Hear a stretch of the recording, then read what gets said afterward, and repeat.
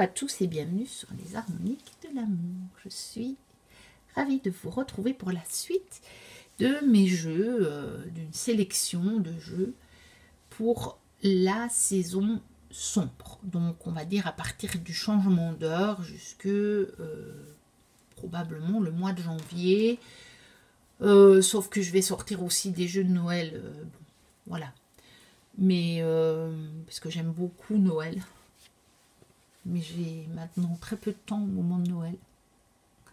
Mais je craque quand même pour des jeux de Noël tellement j'aime Noël.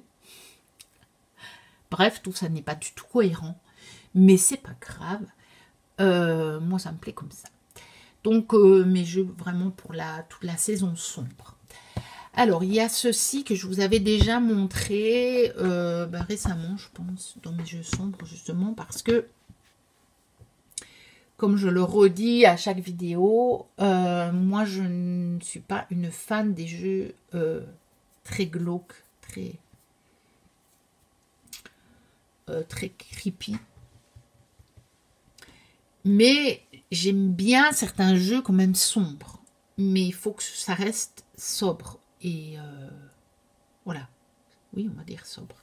Et donc ce sont deux jeux de... je crois qu'il n'y a jamais les noms. Ouvrir les boîtes. Moi j'ai mis des stickers pour les reconnaître parce que du coup les boîtes sont les mêmes. Donc de Edward et Heather Nell. Donc c'est le Spirit and Shadow Oracle Deck et l'autre c'est le il y a des Dreams, c'est pour ça que j'ai mis Live Your Dreams et le Dreams and Incarnation Oracle Deck. On peut les mélanger si on veut. Ils sont vraiment de la même facture. J'ai pas pu choisir. Je les trouve tellement beaux tous les deux.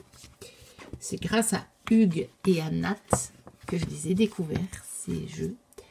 Donc si jamais vous passez par là, merci à vous deux. J'ai totalement craqué. Je les ai commandés sur Etsy aux États-Unis, hein, ceux-là. Il me les fallait. Hein. Il me les fallait. Et on avait un prix quand on prenait les deux. C'est pour ça aussi que j'ai pris les deux. En fait, c'est un...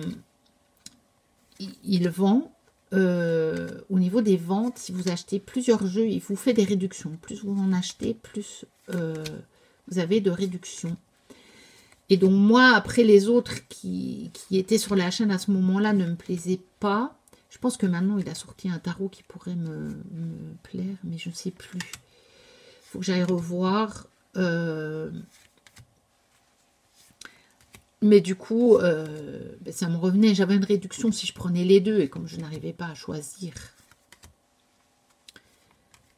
eh bien,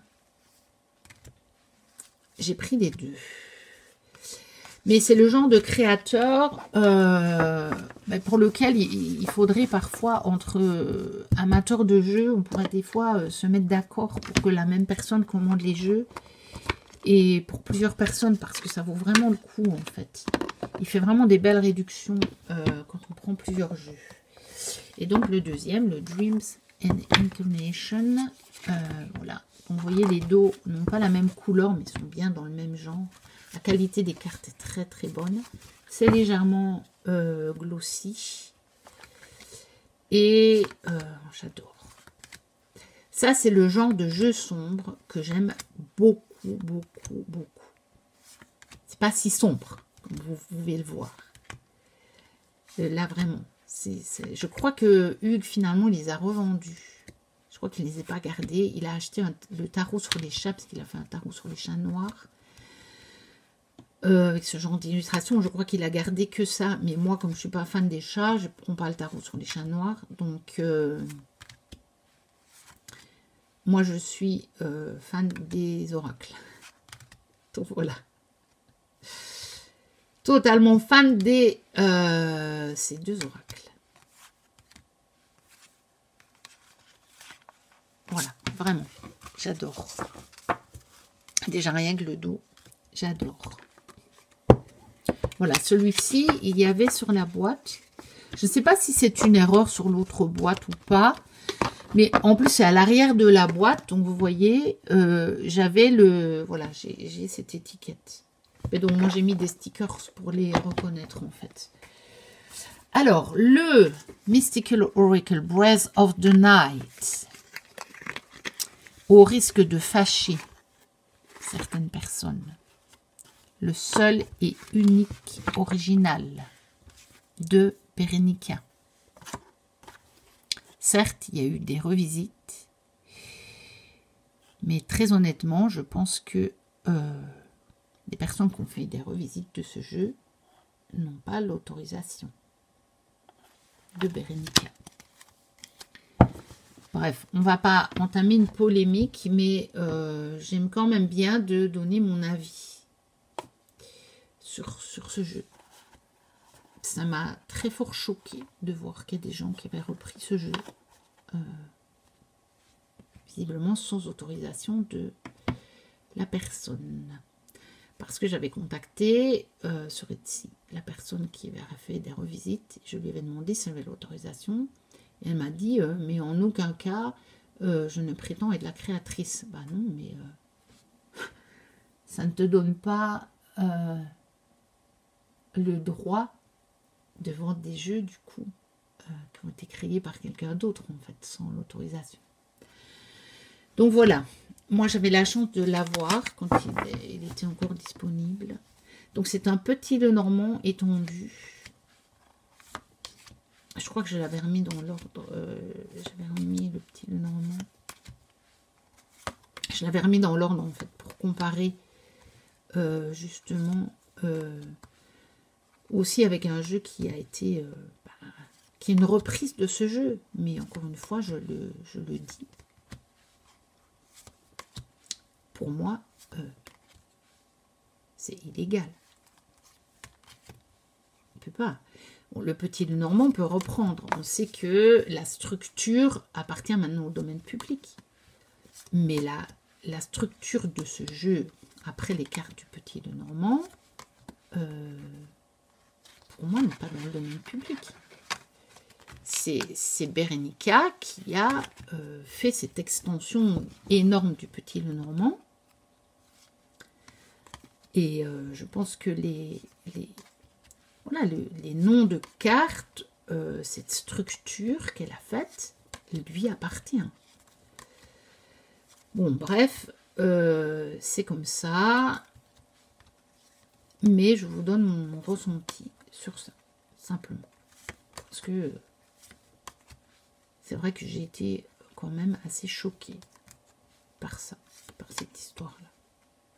Donc on a beaucoup de personnages et c'est un jeu parfait pour vraiment parfait pour la saison, quoi.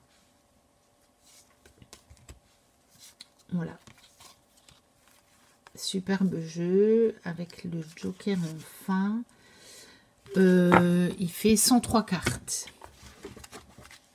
donc voilà, 103 cartes. Voilà.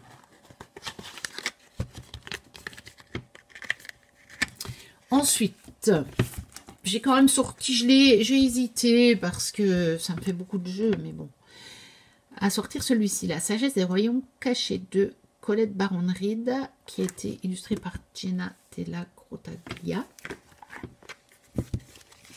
C'est un vieux jeu, hein. Donc il est chez Exergue, mais je pense qu'on le trouve toujours par contre.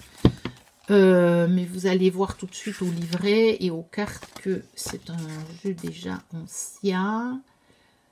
En 2009 pour la version anglaise, 2018, ah oui, pour Exergue, c'est pas si vieux, je pense qu'il était plus vieux en français. Donc miniature en noir et blanc, voilà le titre, des mots-clés, et puis vous avez le petit message en allié et en rival. Donc aussi en positif, négatif ou position normale et obstacle. Hein. Vous traduisez comme vous voulez. Tranche dorée. Voici le dos. Donc vous voyez, on se trouve tout de suite dans cette période sombre. Voilà, qualité Exergue. Bonne qualité, donc glossy, un peu glossy. Et voilà. Et donc, on retrouve évidemment ces anciens jeux avec des grosses bordures, avec, voilà, une illustration qui ne prend pas toute la carte. Mais je l'aime bien, je le trouve, voilà. Puis j'aime bien les jeux de Colette Baron-Reid. Et généralement, j'aime bien le travail de Gina Della Grottaglia. Bon, ça, c'est pas mon préféré. Mais, voilà, il est sympa quand même, je trouve. Voilà, il y a des cartes qui sont très, très chouettes. La Dame de la Foudre. Donc, voilà. Ensuite, eh ben, on va passer à des jeux d'Iris Eleniak. J'en ai 3 qui sont bien pour cette saison. Celui-ci qui est l'oracle de Baba Yaga. Évidemment, il y a les bouquins qui vont avec. Hein. Bon, je ne sais pas s'il est encore dispo, celui-ci, pour le moment. Moi, j'avais pris la première édition, je pense. J'avais eu la première édition. Et j'ai le livre. Donc voilà, celui-ci, c'est photomontage. Alors, il est original parce que on peut reconstituer tous des tableaux. Il y a la maison de Baba Yaga, puis il y a la forêt. Donc il est très bien fait, puis les livrets d'Iris sont super, quoi. Elle nous donne plein de renseignements. Voilà. Puis le thème, j'aimais bien, Baba Yaga, c'est original, hein. Voilà, donc c'est chouette. Et puis on peut reconstituer Baba Yaga. Il y a 3 cartes, je crois. Là, on a le ventre, il y a les jambes, il y a la tête. Ah, il y a des choses vraiment très très sympas par rapport à Baba Yaga. La tête de Baba Yaga. Non, c'est pas... Parce que ça, c'est autre chose, je crois. Là, on a aussi... il y a aussi... On peut reconstituer sa maison. Donc, de toute façon, il y a des reviews. Moi, j'avais fait une review. Il y a d'autres reviews. Il y a une review très très bien faite de Butterfly Garden. La chaîne Butterfly Garden. Voyez, regardez, voici les pattes de la hutte. Elle avait montré tous les tableaux. Voilà, le cœur de Baba Yaga. Donc, il y a 4 cartes. Il y a aussi ses jambes et sa tête. Du coup. Oui, donc, Butterfly Garden, la chaîne, elle a fait une magnifique review de ce jeu en vous montrant tous les tableaux. Elle a reconstitué tout ça en vidéo. C'est très, très, très, très bien fait. Pour rapprocher la caméra. Donc, deuxième d'Iris Eleniak. Je passe à celui-ci. On terminera par l'autre. L'oracle des contes et légendes de France. J'ai réussi, je ne l'avais pas pris quand elle l'a sorti. Et j'ai réussi à avoir une première édition d'occasion. Avec le petit bouquin comme elle l'avait fait, enfin avec tout. Parce que c'était quand même bien. La première édition me plaisait mieux.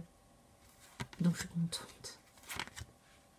Parce que je ne peux pas toujours tout prendre quand ça sort non plus. Hein, voilà.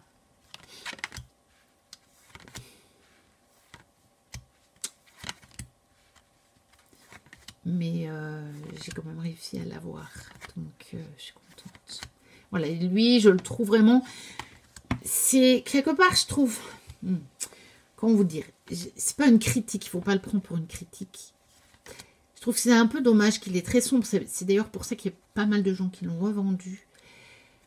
Parce qu'il peut être sympa pour les vacances. Parce que ça vous donne des légendes de plein de régions de France. Donc ça peut être sympa de le prendre avec soi si on traverse des régions lors de nos vacances ou si on se rend dans une région. Par contre, il incite plutôt à cette saison-ci. À une saison plus sombre plutôt que l'été, vous voyez. Père Fouettard d'ailleurs. Mais bon, voilà, après, on n'est pas non plus obligé de l'utiliser quand on voyage. Mais le bouquin, par exemple, c'est carnet de voyage. Donc, voilà. Maintenant, je ne l'ai pas pris avec moi pendant l'été. Je le ferai peut-être, hein, si je dois me rendre dans une région. Peut-être un jour, je le ferai et j'essaierai de vous faire du coup la vidéo avec les cartes qui correspondent. Et le troisième qui va bien donc d'Iris et Lina qui va bien pour cette saison, c'est évidemment l'oracle du manoir. Donc moi j'ai la première édition avec les cartes comme ceci, elle a refait avec les cartes avec les coins arrondis. Celui-ci, ça par contre j'ai pris là directement la première édition parce que j'adore les oracles qu'elle fait en aquarelle. Là je suis vraiment une fan.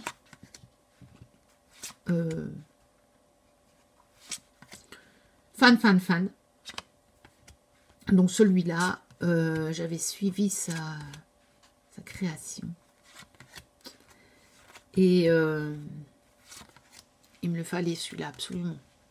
Les autres, bah oui, si j'ai l'occasion de les avoir, je les prends. Mais je suis moins attachée. Vous voyez, si j'avais pas eu les contes et légendes, bon, c'était pas, voilà. Je l'avais pas. Je l'ai, je suis contente. Je l'avais pas. Celui-ci, j'aurais eu un petit pincement au cœur de ne pas l'avoir. Voilà. Parce que réellement, les jeux qu'elle a fait en aquarelle, comme celui du jardin étrange, ils ont vraiment quelque chose que d'autres jeux n'ont pas. Vraiment. Et donc, mais celui-ci, je ne l'ai pas encore beaucoup utilisé. Parce que justement, je trouve qu'il a plus cette énergie de la saison qui arrive maintenant. Donc, je suis contente. Bon, je l'avais pris dès qu'il est sorti parce que je voulais absolument pas la rater. Mais voilà le dos. Mais voilà. Une fois qu'on l'a, on sait qu'on peut l'utiliser la saison adéquate. Si on ne l'a pas, on n'est pas sûr. Donc, voilà. Là, maintenant, c'est son heure. Alors, le tarot du Corbeau, évidemment. Je vous ai montré l'oracle dans une autre vidéo de MJ Culinan. Bien que celui-là, je peux le sortir à toutes les saisons.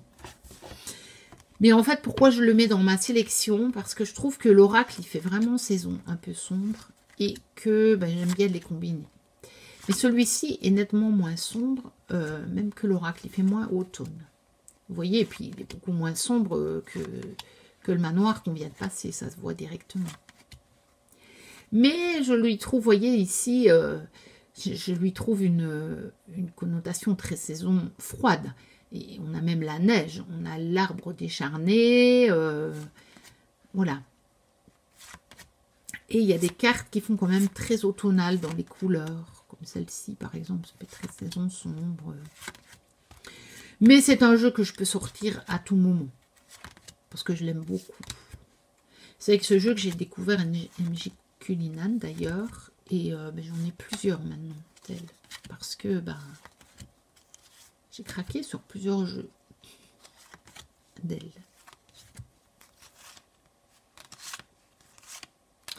Voilà, donc celui-ci, il est... ah oui, il a les tranches un peu marron d'ailleurs, celui-ci. Avec un dos très joli, je trouve, qui fait plume de corbeau du coup. Et il est chez Vega, celui-ci, encore dispo. Ensuite, ben, le Midnight Magic. Donc, vraiment un jeu de champignons, hein, de Sarah Richard. Donc, chez Simon & Schuster. Avec une boîte très colorée, très décorée. C'est très joli. Un petit livret. En anglais, évidemment. Il n'a pas été traduit. Mais en couleur, comme vous voyez. Hein. Donc, voilà, avec ce qu'il faut. Hein. Une description en droit et en renversé avec des mots-clés. Donc, voilà, il y a tout ce qu'il faut. Et alors, j'avais craqué sur les illustrations. Je trouve que les couleurs ressortent tellement bien sur ce fond noir. Et c'est un beau jeu pour cette saison sombre. Vraiment. Vraiment, vraiment. Je l'aime beaucoup. Je m'en sers pas, mais je l'aime beaucoup. Bon, je pense que je vais vraiment essayer de m'en servir là.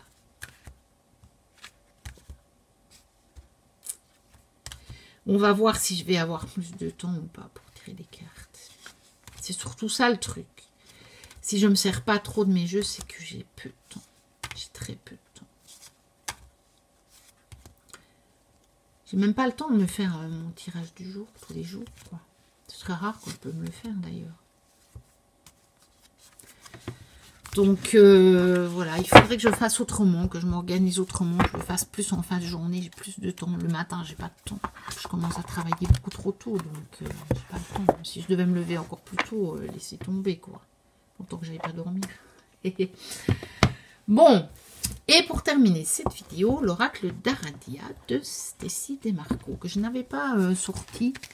Puis en cherchant en autre chose, j'ai été le rechercher. Il est chez Vega, 2016, pour la traduction française. Il y a longtemps que je l'ai. Je pense que je l'ai depuis 2018, celui-ci. Donc, avec le livret habituel de ces années-là, hein, la carte en noir et blanc.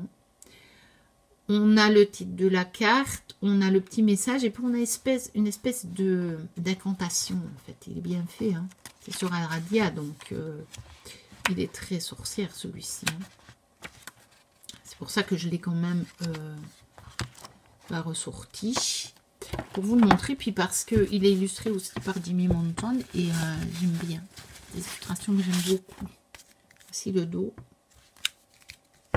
Qualité Vega, donc très bonne. Et c'est vrai qu'il n'est pas trop sombre.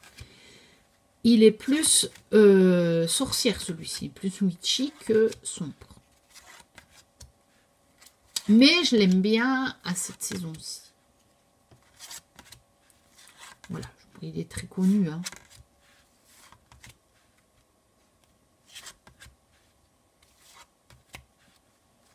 Il est très coloré, en fait, celui-ci. Hein. Donc, beaucoup plus witchy. Mais voilà, il convient bien à cette saison, notamment. Donc, voilà pour cette vidéo. Donc, n'hésitez pas à liker, à commenter, à vous abonner si ce n'est pas encore le cas. Et puis, écoutez, je vous dis à très bientôt pour une prochaine vidéo. La suite de ces jeux sombres. Et d'ici là, portez-vous bien. Bye bye.